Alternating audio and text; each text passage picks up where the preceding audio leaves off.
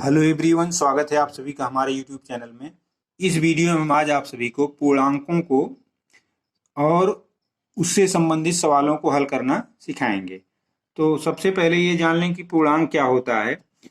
तो यहाँ पर 0, 1, 2, 3 ये सभी हमारी पूर्ण संख्याएं हैं। इनमें अगर ऋणात्मक संख्याओं को भी शामिल कर लिया जाए तो जो संख्याएं प्राप्त होंगी वे पूर्णांक संख्याएं कहलाती हैं। यानी पूर्णांकों में ऋणात्मक और धनात्मक संख्याएं शामिल रहती हैं, उसके साथ शून्य भी शामिल रहता है। अब पूर्णांकों के गुणन के क्या नियम हैं, आइए उसको देखते हैं। अगर दोनों धनात्मक पूर्णांक हैं और उनका परस्पर गुणा किया जाता है तो गुणनफल भी धनात्मक ही प्राप्त होगा। और दोनों अगर ऋणात्मक पूर्णांक हैं और उनका गुणा किया जाता है तो धनात्मक। दोनों स्थितियों में अगर दोनों पूर्णांक धनात्मक हैं और दोनों पूर्णांक ऋणात्मक हैं, गुणा करने पर धनात्मक पूर्णांक ही प्राप्त होगा। अब अगर दोनों पूर्णांकों में से एक धन है एक ऋण है तो गुणनफल सदैव ऋणात्मक ही प्राप्त होगा। आइए अब उदाहरण के माध्यम से देखते हैं। अब ये हमारा पहला सवाल है।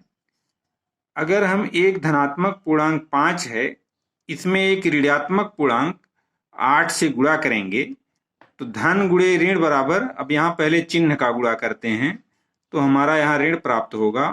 और 8 का गुणा 5 में करेंगे, 8 बचे 40। संख्या का गुणा संख्या के साथ, चिन्ह का गुणा चिन्ह के साथ करते हैं तो यहाँ ऋण 40 ये भी हमारा एक पूर्णांक संख्या है।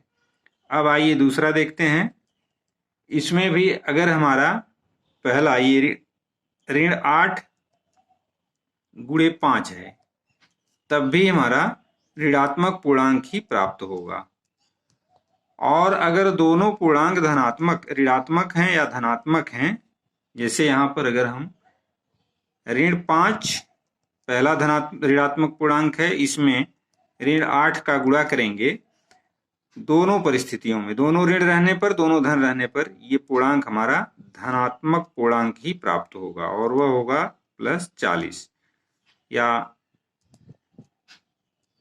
सॉरी, ये थर्ड पार्ट है और ये फोर्थ पार्ट है। अब यहाँ पर अगर हम एक धनात्मक पूर्णांक लेते हैं और दूसरा भी धनात्मक पूर्णांक लें तो गुणनफल भी हमारा +40 ही प्राप्त होगा। तो इस तरीके से अगर पूर्णांकों को गुणा करना है तो हम सबसे पहले चिन्हों का गुणा करते हैं, इसके बाद उन अंकों का परस्पर गुणा करके हम उसको लिख देते हैं। तो आशा करता हूं कि ये सवाल आपकी समझ में आ गए होंगे। अब आइए हम पूर्णांकों के गुणन के गुण क्या हैं उसको देखते हैं। तो पूर्णांकों के गुणन के प्रगुण में पहला हमारा है संवृत्त प्रगुण, यानी इसको क्लोजर प्रॉपर्टी कहते हैं। संवृत्त का मतलब अगर दो पूर्णांकों को परस्पर गुणा किया जाता है और गुणनफल भी पूर्णांक ही प्राप्त होता है तो पूर्णांकों के गुणन के इस प्रगुण को संवृत्त प्रगुण कहते हैं। अर्थात पूर्णांकों के गुणन में संवृत्त प्रगुण रहता है, संवृत्त प्रगुण लागू रहता है। अब अगर एक पूर्णांक हम ले लेते हैं -20, यह भी पूर्णांक है, और दूसरा पूर्णांक हम ले लेते हैं +5, तो अब इसका जब गुणा करेंगे तो चिन्ह का पहले गुणा करेंगे, प्लस गुणे माइनस, ये माइनस होगा। इसके बाद अंकों का गुणा करेंगे, 20 पंचे 100, यानी ऋण 100 यहाँ पर आया, यह भी पूर्णांक ही है। तो इस तरीके से इसको हम संवृत्त प्रगुण कहते हैं। अब आइए अगला प्रगुण। अब ये हमारा अगला है कम्यूटेटिव प्रॉपर्टी।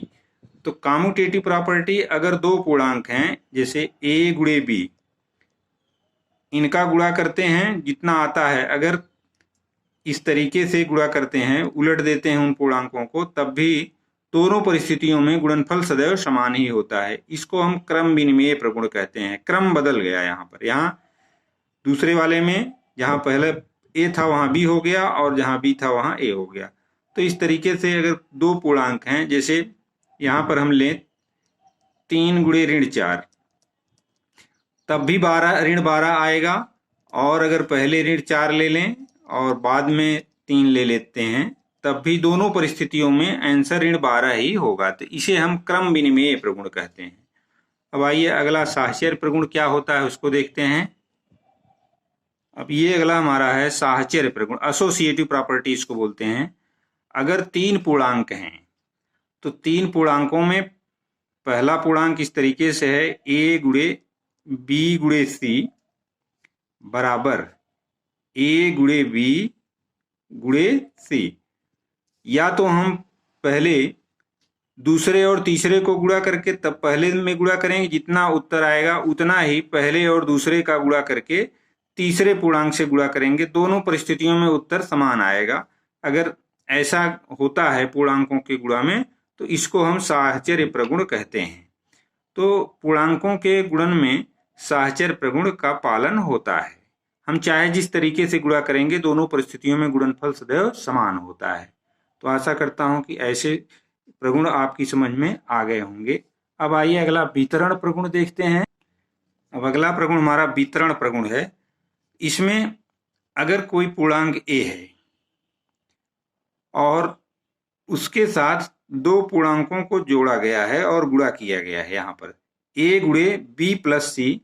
अब यह इनके साथ वितरित हो जाता है, a b के साथ भी आ जाएगा और धन चिन्ह के साथ a c के साथ भी आ जाएगा, a गुणे c। इस तरीके से यह दोनों पूर्णांकों के साथ वितरित हो जाता है।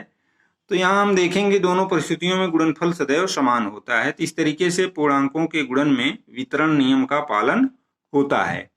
अब यहाँ पर हम एक और गुणात्मक तत्समक एक देखते हैं, गुणात्मक तत्समक। गुणात्मक तत्समक, तत्समक इसको एडिटिव आइडेंटिटी कहते हैं। यहाँ पर एक ऐसा पूर्णांक है जिसको किसी भी पूर्णांक में गुणा करेंगे तो गुणनफल सदैव उतना ही होता है जितना कि पूर्णांक होता है। इसे ही हम गुणात्मक तत्समक कहते हैं।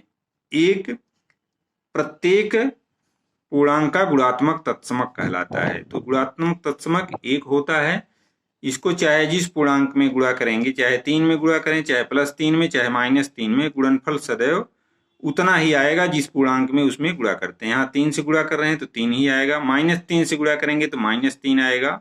यानी a गुणे 1 बराबर 1 गुणे a बराबर a। इन दोनों परिस्थितियों में पूर्णांक वही रहेगा जिससे गुणा करते हैं। इसे ही हम गुणात्मक तत्समक कहते हैं। आशा करता हूं कि गुणात्मक तत्समक भी आपको समझ में आ गया। तो 1 इज द मल्टीप्लिकेटिव आइडेंटिटी, तो एक को गुणात्मक तत्समक कहते हैं। तो इस तरीके से हमने आज आप सभी को इस वीडियो में पूर्णांकों के गुणा और उससे संबंधित जो नियम होते हैं उसको सिखाने का प्रयास किया। आशा करता हूं कि ये आपकी समझ में आ गया होगा। तो अगर वीडियो पर नए हों तो मेरे चैनल को सब्सक्राइब करें और वीडियो अच्छा लगे तो इसको लाइक और शेयर करना ना भूलें। और हाँ, बेल आइकन जरूर प्रेस कर लें ताकि हम जो भी वीडियो इस अपने चैनल पर अपलोड करें उसका नोटिफिकेशन आप सभी को मिलता रहे। मिलते हैं अगले वीडियो में, तब तक के लिए धन्यवाद।